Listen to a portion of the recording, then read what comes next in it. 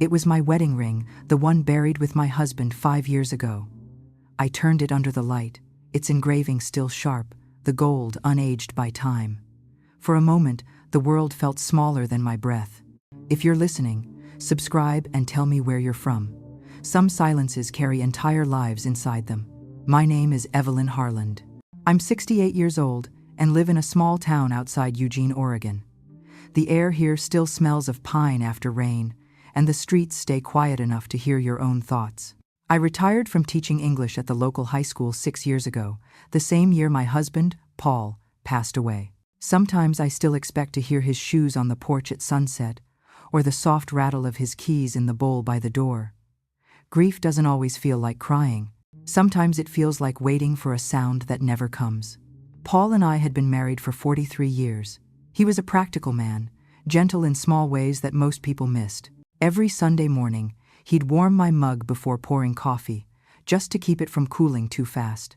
He used to say that love is made of small temperatures, not grand declarations. The ring he gave me on our 20th anniversary wasn't expensive, but it was perfect, thin, with a single engraving inside. For every season, it became more than jewelry. It was the quiet proof of a life we built patiently, year by year. Our daughter, Megan, was always closer to him. She inherited his quietness, his steady eyes, and his way of holding emotions close until they turned into silence. After Paul's heart surgery, she spent nights at the hospital, reading medical papers and arguing politely with nurses about dosage schedules. When he didn't make it through the recovery, Megan spoke only once at the funeral. She said, "He never wasted words, so I won't either." Then she placed his photo beside the casket and walked away. That was 5 years ago. Since then, we've drifted in a rhythm that feels like politeness pretending to be peace. I still see her once or twice a week. She lives just a few blocks from me, in the house she and her husband, Derek, bought before the economy dipped. She works at a small design firm downtown and keeps her days full enough to keep her heart quiet. When I call, she answers warmly but quickly. "Mom, I'll stop by soon," she says, and I always believe her. She's a good daughter, just private. I never wanted to be the kind of mother who demanded closeness like rent. The ring was supposed to rest with Paul. It was his wish, written in his will, that I leave it with him. The day before the funeral, I remember standing by his casket in the preparation room, the white light above so sterile it made the gold gleam unnaturally bright. I slipped it off my finger and placed it beside his hand. My reflection shimmered faintly on the polished lid. The undertaker, Mr. Lowell, nodded respectfully and said, "We'll take good care of everything, Mrs. Harland." That was the last I thought of it. Until last Thursday, I had gone to Megan's house to help her organize the guest room.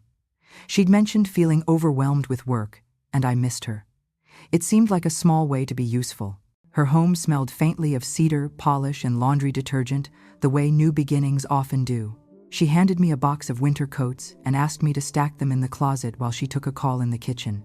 I smiled, grateful for the normalcy of it, a mother folding sleeves while her grown child makes plans. But when I reached for a shelf to shift an old sweater, my hand brushed against something hard inside a shoebox pushed far back. I pulled it out, expecting some forgotten trinket, maybe a keepsake from her wedding. Instead, I found the small black velvet case I recognized immediately. The edges were frayed in the same places, and the clasp was slightly crooked, just as it had been the day I bought it. I opened it out, of instinct, not curiosity, and there it was, my ring, my husband's ring, the one sealed in his casket. In that moment, time didn't rush or pause, it simply folded. My breath became shallow, my fingers unsteady, but my thoughts stayed clear. Megan's laughter drifted from the kitchen, soft and distracted, as if nothing sacred had been disturbed. I closed the box, slid it back where I'd found it, and continued folding clothes. Some answers arrive too quickly to trust. Others need to be earned through silence. I decided, right then, to do what Paul would have done: wait until truth spoke for itself. The day after I found the ring, I woke before dawn, the house still dark except for the faint glow of the stove clock. My hands ached the way they always do before rain. I boiled water for tea, sat by the kitchen window, and stared at the pattern of condensation forming on the glass. Every few seconds, I caught myself reaching for the chain I usually wore around my neck, forgetting that the pendant resting there was no longer my ring. It was absence, disguised as habit. I replayed the scene in Megan's closet, each detail sharpening the more I tried to ignore it. The velvet box had been placed deliberately, not hidden in panic, but stored with care. That small difference haunted me. I couldn't stop wondering when she had retrieved it or why she hadn't told me. The rational part of me whispered that there must be a reasonable explanation, something simple, like a mix-up after the funeral. But another part, quieter and older, told me that silence never stays empty for long. It gathers meaning until it becomes truth. At 9 o'clock, I called Megan. She answered after the second ring. "Hey, Mom, everything okay?" she asked, cheerful but distracted. I could hear the clatter of dishes behind her, the hum of a normal morning. I wanted to ask right then, to say, "Why is my wedding ring in your closet?" But the words wouldn't form. Instead, I said, "Just wanted to thank you for yesterday. The house looks lovely." She laughed lightly. "You did most of the work. I owe you lunch next time." Then she mentioned another client meeting and hung up. That afternoon, I drove to the cemetery, something I hadn't done in months. Paul's grave sits on a gentle slope overlooking a small stream. The autumn leaves had started to gather along the edges of the headstones, catching bits of sunlight like embers. I brushed a few away from his name and whispered, "I found something, Paul. Something that shouldn't be found." My voice sounded foreign in the open air. There was no answer, of course, only the quiet shift of wind through dry grass. Still, I stayed a while, as if waiting for permission to know more. The following days blurred together. I couldn't focus on my crossword puzzles or the local news. Every task felt mechanical. I kept returning to one question. How could the ring have left Paul's casket? It was supposed to have been sealed. The undertaker had promised me everything would remain as arranged. I searched through my filing cabinet until I found the funeral documents, pale blue papers stamped with the name Harland and Moss Funeral Home. I remembered the name well. It had been run by two brothers, polite, almost overly so. One of them, Mr. Moss, had handled Paul's burial. The next morning, I drove there. The building looked smaller than I remembered, painted a dull gray that matched the October sky. Inside, the air smelled faintly of disinfectant and lilies. A young man at the front desk greeted me. "Can I help you, ma'am?" I asked for Mr. Moss. He hesitated, then said, "He retired last year, but I can look up your records if you'd like." I gave him Paul's name, date of death, and my identification. He tapped on his keyboard for a few minutes before printing a file. "Looks like the casket was moved briefly 2 days after the funeral. There was a county audit on storage permits. Everything was resealed the same day." "Resealed," I repeated. He nodded. "It's standard." Nothing was disturbed, according to our notes.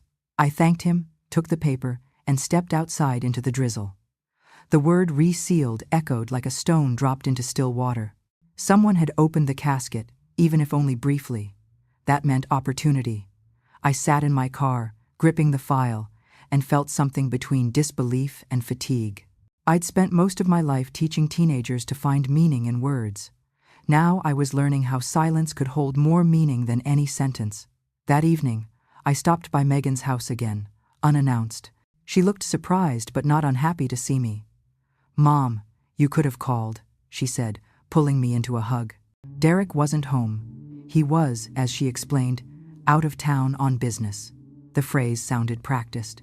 We sat at the kitchen table, sipping the tea she'd brewed. I studied her face, the tiny crease near her temple she used to get when lying as a teenager. It was there again. "How are things?" I asked. She smiled too quickly. "Fine. Busy, but fine." I wanted to ask about the ring but stopped myself. Instead, I said, "You know, I was looking through some of your father's old things today. Found his handwriting again. It made me miss him differently." Her eyes flickered, and for a moment I thought she might speak, but she only said, "I miss him too, Mom," before turning her gaze toward the window. Her reflection looked distant, almost like she was watching another version of herself outside. When I left that night, I sat in my car a long time before starting the engine. Through her front window, I saw Megan standing in the hallway, head lowered, her phone pressed against her chest. She wasn't crying. She looked suspended, like someone holding a secret too fragile to release. I drove home slowly, the road slick from rain, the funeral file on the passenger seat. By the time I reached my driveway, one thought had settled deep and steady. Something had gone wrong between the living and the dead, and the only way to understand it was to follow the trail of what had been touched. That night I couldn't sleep. I lay staring at the ceiling, listening to the rhythm of rain against the window and the faint creak of the old house settling. Around 2 a.m, I got up, wrapped a shawl around my shoulders, and sat at my desk. I took out the funeral home file and spread the papers carefully, as if they might bruise. Each page listed dates, signatures, inspection logs, nothing unusual except the one line that read, "Temporary relocation due to documentation audit, October 11th, 12th. That was 2 days after Paul's burial. It struck me that those were the same days Megan had stayed home sick from work. I had assumed grief had taken its toll. Now I wondered if grief had been doing something else entirely. I wrote the details in my notebook, time, date, responsible party, and circled them. For years, I told my students that truth loves structure. Now I was testing my own lesson. The next morning, I called the county clerk's office and asked about the audit mentioned in the file. A woman named Mrs. Caldwell answered. She had the kind of voice that suggested she'd been in her job longer than most of her co-workers had been alive. "Yes, ma'am, that was a routine compliance check," she said. "We had a storage renewal issue with several caskets from that week, but everything was logged and returned properly." I asked if she could confirm whether personal items were ever removed during those checks. She paused. "They're not supposed to be, but I can't speak for what individual handlers might have done off record." After hanging up, I sat in silence. The tea beside me had gone cold, but I didn't move. The possibility felt heavier than the proof. I wasn't accusing anyone, not yet, but something had happened to that ring, and someone had chosen not to tell me. It wasn't just about metal and engraving. It was about trust, buried and unearthed without consent. 2 days later, I went back to Megan's house under the pretext of returning a book she'd lent me. While she worked in her home office, I asked if I could make tea. "Of course," she said, distracted by her laptop. I moved quietly through the kitchen, my eyes drawn again to that hallway closet. I didn't open it this time. I simply stood there, staring at the closed door, aware of the weight behind it. That's when I noticed something else, a framed photograph sitting half-hidden on a side table. It wasn't there before. It showed a man I didn't recognize standing beside Megan, in front of a rehab facility sign. He looked worn but hopeful, maybe in his late 40s. The plaque on the wall behind them read, "New Path Recovery Center." My chest tightened. Derek had struggled with drinking years ago. I thought he'd overcome it. I quietly took my phone out and snapped a photo, guilt prickling even as I did. It wasn't about intrusion, it was about understanding. Later that evening, I looked up the center online. The program fee was listed $1,800 for a 4-week stay. My pulse steadied as numbers started connecting where words had failed.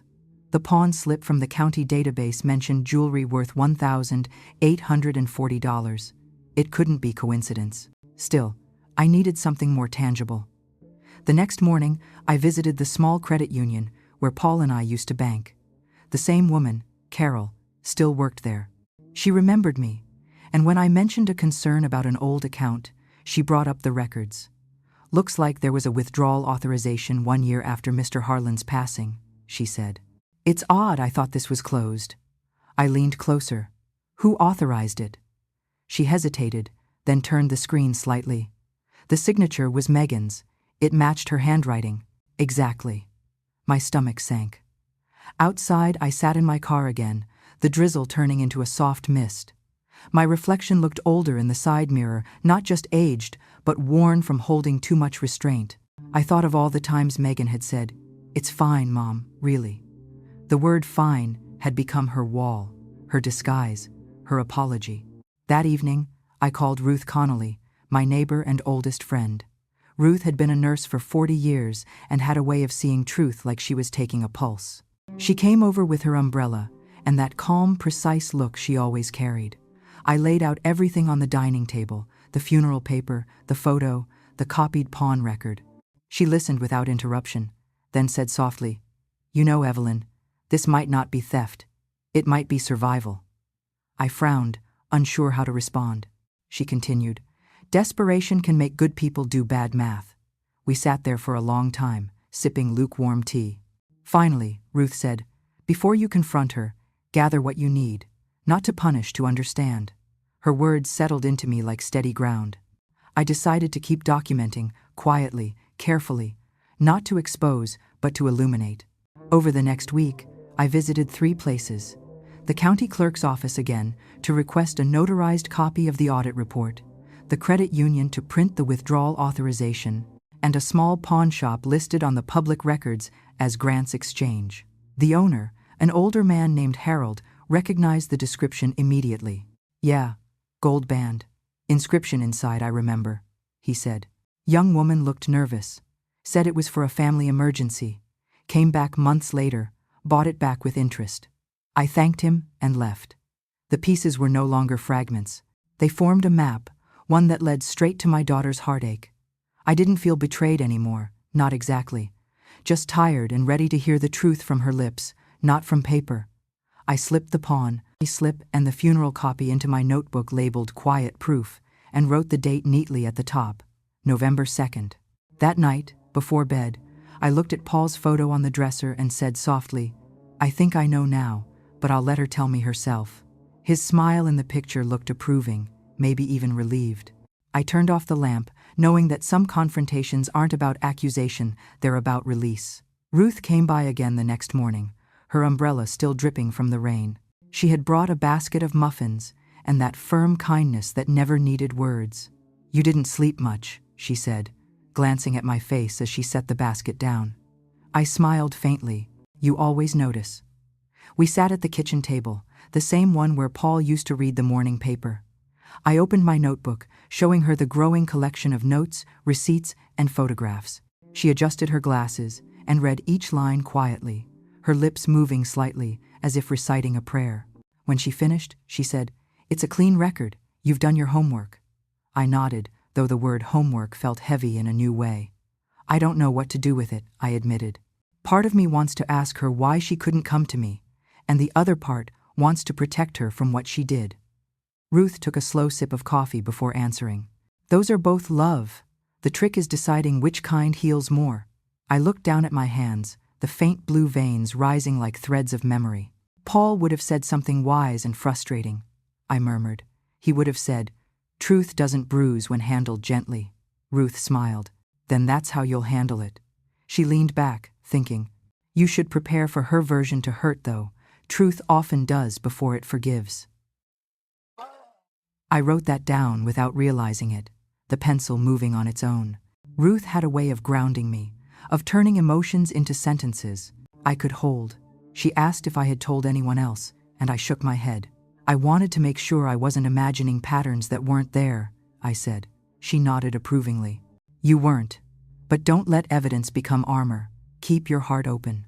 Later that afternoon, we drove together to the courthouse to request verification of the pawn record. The clerk, a young man who looked barely old enough to rent a car, printed it after checking my ID. "Yep, transaction matches the database.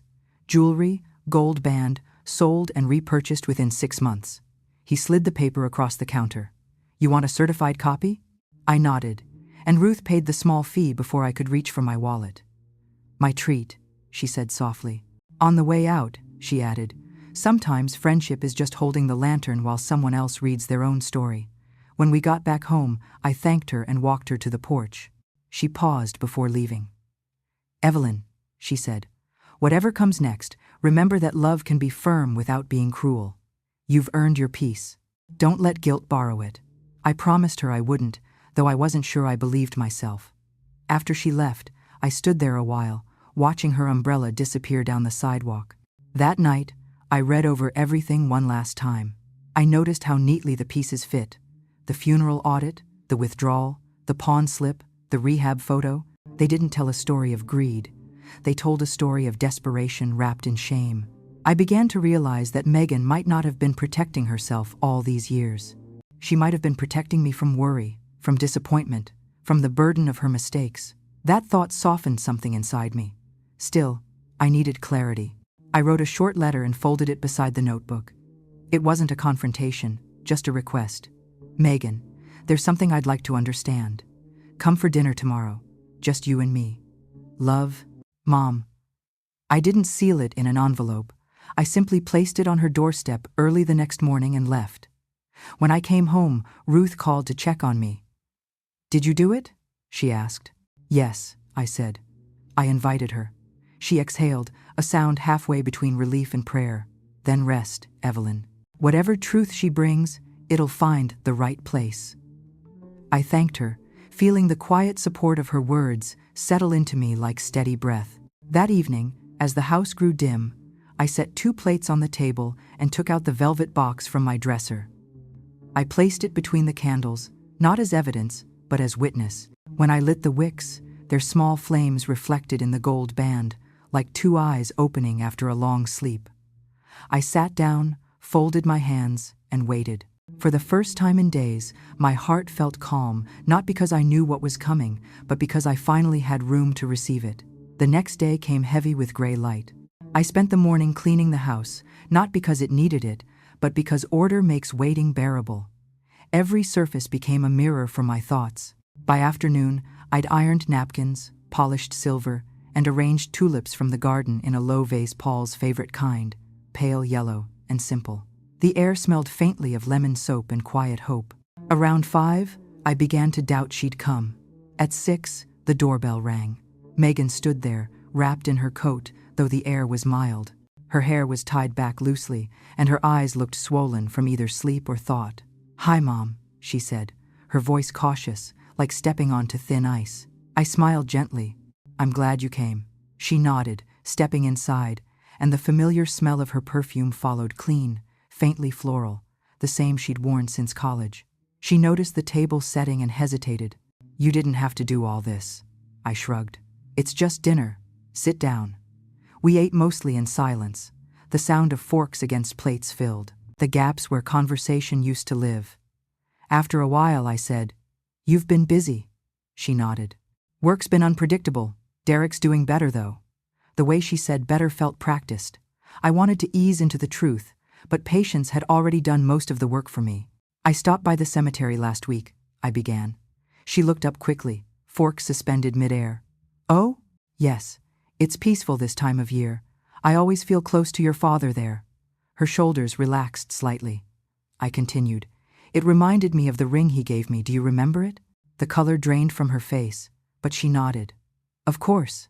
I paused, watching her eyes move, calculating. "I thought I'd lost it forever," I said softly, "but then I found it." She didn't speak. Her breath hitched, small but audible. I reached into my pocket and placed the velvet box on the table between us. The candlelight flickered across it like a pulse.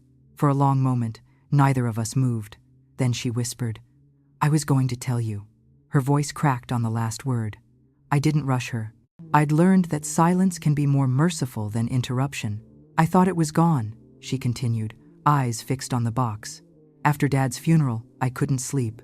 Derek's drinking had gotten bad again, and we were drowning in bills. I knew you were still paying off the medical debt, and I couldn't ask you for help. I just couldn't." She swallowed, her fingers trembling slightly. I remembered the ring was buried with him.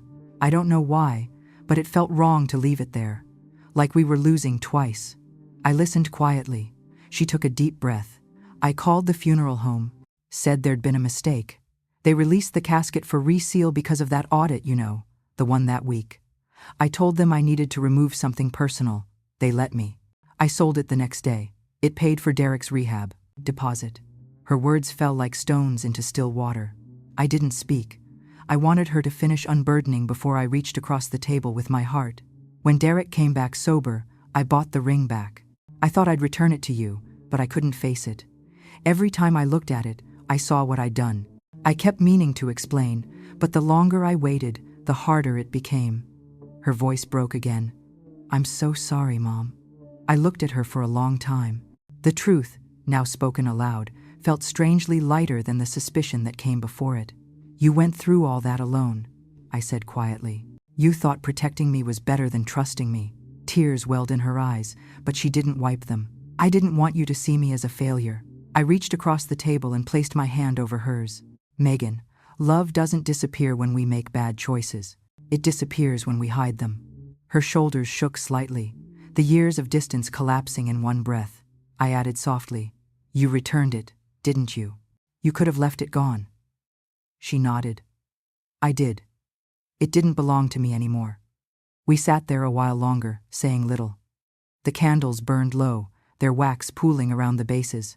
Outside, the rain had stopped, and the sound of distant cars filled the quiet like background music to reconciliation.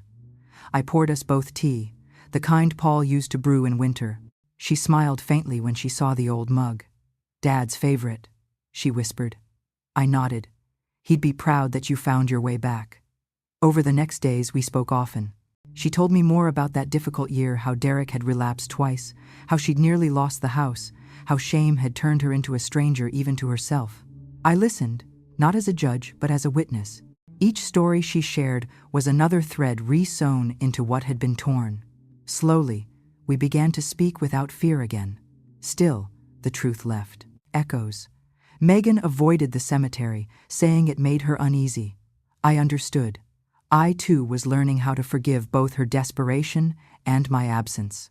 I'd spent years teaching others the right words. But love, it turns out, is a subject best learned by heart. A week later, she brought over a manila folder with papers proof of Derek's completion from New Path Recovery Center. "He wanted me to show you," she said. "He's been working at a mechanic's shop now, saving for a better place." I opened the folder, reading the stamped signatures, the date, the counselor's note. Committed to continued sobriety. It felt like closure written in ink. That night, I added the certificate to my notebook of quiet proof, not as evidence, but as remembrance. Sometimes the proof we keep isn't to defend the past, but to honor what survived it. The following Sunday, Megan called and asked if she could come by again. Her voice was steadier this time, touched with the kind of humility that carries both fear and relief. "There's something else I think you should know," she said. "I'd rather tell you in person." I told her to come whenever she was ready. I baked cornbread, brewed coffee, and set the table the way Paul used to when guests were expected: 2 mugs, 1 folded napkin for each, everything precise and welcoming. When she arrived, I could tell she'd been rehearsing whatever words were about to come. Her hands stayed clasped, knuckles white. "Mom," she began, sitting across from me, "the reason I didn't tell you right away wasn't just because of shame. There was another reason." She hesitated, searching for the right way to say it. "After Dad died, Derek and I were still trying to settle the estate. I found some of the old medical invoices you never saw. The total was higher than what you'd been told. The hospital overcharged about $4,000. I didn't want you to find out because I thought it would break you. All over again." I blinked, unsure what to say. "You thought hiding debt would protect me?" She nodded. "At the time, yes, but it kept growing. The rehab payment was just one part. I kept thinking if I could fix it all quietly, it would go away. I pawned the ring, sold a few things, but the shame stayed." Her eyes glistened under the kitchen light. "You deserved peace, not another burden. That's why I stayed silent." I stood slowly and reached for the velvet box on the counter. I opened it again, letting the gold band rest against my palm. "This ring has been through every mistake we've made," I said softly. "But it keeps coming back." She wiped her eyes and gave a short, trembling laugh. "Maybe it's stubborn like us," I smiled. "Maybe. Or maybe it just knows where it belongs." For a moment, the air between us felt still and full, like a pause in music where every note waits for resolution. I placed the ring back in the box, then set the box between us again. "I want you to have it," I said. Her eyes widened.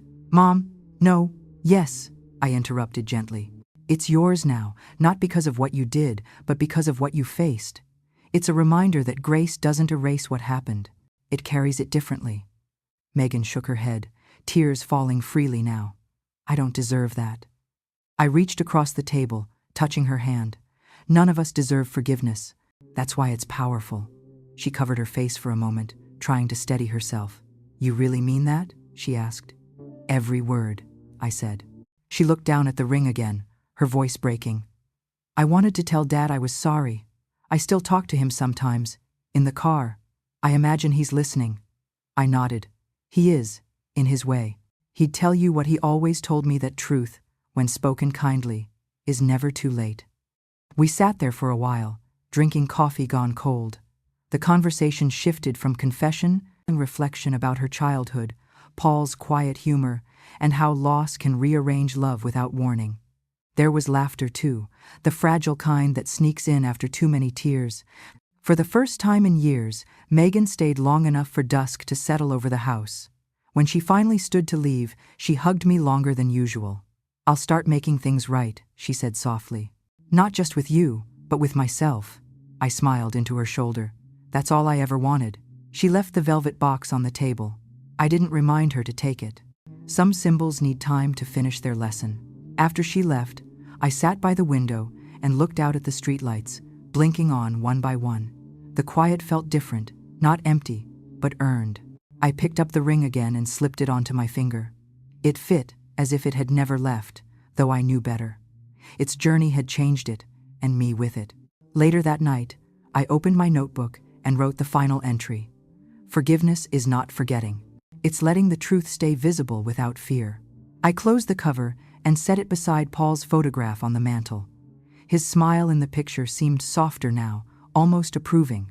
For the first time in years, I whispered aloud, "We did all right, didn't we?"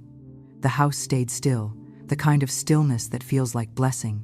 The ring glinted faintly under the lamp, catching the light in quiet patterns across the table. It no longer looked like a symbol of loss, but of return, not of gold, but of grace, found in the smallest human courage. To tell the truth and still stay. In the weeks that followed our conversation, life began to feel both lighter and more deliberate. Megan visited every Sunday now, always bringing something small, a loaf of bread, flowers, once even a handwritten note from Derek thanking me for not giving up on us. I kept it folded inside my notebook beside the pawn slip and hospital invoice, reminders that mistakes can turn into milestones if we let them. Our first session at the family counseling center was awkward, almost clinical. The counselor, a calm woman named Dr. Price, guided us through silence more than speech. "Healing isn't about reliving the past," she said. "It's about giving it a safe shelf." Megan spoke haltingly at first, admitting how her guilt had shaped every choice she made since Paul's death. I listened without interrupting, letting her sentences find air. Somewhere between apologies and small laughter, something softened. We were no longer teacher and student in grief. We were women learning each other anew. After a few weeks, the meetings became easier. Megan began calling me just to talk about ordinary things, new recipes, a show she liked, the weather. The distance that used to feel like stone now felt like breath. Derek joined one evening, his hands steady but his eyes wet. He thanked me again and said, "That ring saved more than my sobriety, Mrs. Harland." I smiled at that. Then it did its job. I found myself returning to the cemetery one quiet afternoon in late spring. The grass had grown lush, and the air smelled of rain-soaked soil. I placed a small white stone on Paul's grave, carved with the word mercy. Standing there, I realized I no longer needed answers from the past, only gratitude for what it taught us. When I whispered that Megan was doing better, the breeze lifted gently, as if carrying the news somewhere kind. A week later, Megan surprised me by repaying the small loan I'd given her years ago, the one I'd nearly forgotten. "I needed to close old debts," she said. I didn't care about the money, but I saw in her gesture a quiet reclaiming of pride. She'd started leading a support group for families affected by addiction. "If telling my story helps someone else," she told me, "maybe that's how I make peace with it." I nodded, knowing that purpose was the final step of healing. Every evening, I now wear the wedding ring differently. It hangs from a thin silver chain around my neck, resting close to my heartbeat. It's no longer a symbol of what was buried, but what was unearthed, not loss, but endurance. I often catch its reflection in the window as I wash dishes, shimmering softly like a pulse that belongs to both of us, Paul and me, and now Megan too. Sometimes I think back to the moment in her closet when I found it, how still the air was, how much I thought I'd lost in that instant. I didn't know then that I was holding the beginning of forgiveness. Truth, when carried patiently, has its own timing. It doesn't shout, it arrives like dawn, slow and sure, touching everything that once hid in shadow. A few months have passed since then. The house feels warmer again, even in silence. On the fridge hangs a sonogram photo of Megan's baby, my first grandchild. Beneath it, in her handwriting, are 3 words. For every season, I smile every time I see them. Some circles close not with endings, but with continuation. 3 months later, spring had turned the world green again. The tulips in my garden bloomed early that year, as if they, too, were impatient to start over. I spent my mornings on the porch, reading the same novels I used to assign in class, but slower now, savoring the sentences like breaths. Every so often, I'd touch the ring around my neck, feeling its familiar weight resting just above my heart. Megan was 6 months pregnant by then. She visited often, her laughter easier, her eyes no longer guarded. One afternoon, as we sipped tea in the kitchen, she placed my hand over her belly and whispered, "Her name will be Grace." I looked at her, unsure whether she meant it as a gesture of apology or of peace. Maybe both. Either way, it felt right. Paul would have liked the name. After she left that day, I walked through the garden, the sun sinking low, the air heavy with the scent of wet soil and lilac. I thought about how much of love's work is invisible, the small forgivenesses, the quiet endurance, the unspoken kindness between wounds. For years I'd mistaken silence for distance. Now I understood it as waiting for truth to grow strong enough to speak. That night, I sat by the window with my notebook open to the last page. I wrote, "Some losses teach us to listen more than to hold. And sometimes, when we listen long enough, what was lost finds its way home." I closed the book and placed it on the shelf beside Paul's photo. The house was quiet, except for the sound of evening rain, steady and soft. I turned off the lights, letting the reflection of the porch lamp shimmer across the window pane. The ring caught a sliver of it, glinting faintly not as a memory, but as a promise kept. Thanks for listening. Share your story in the comments, your voice matters.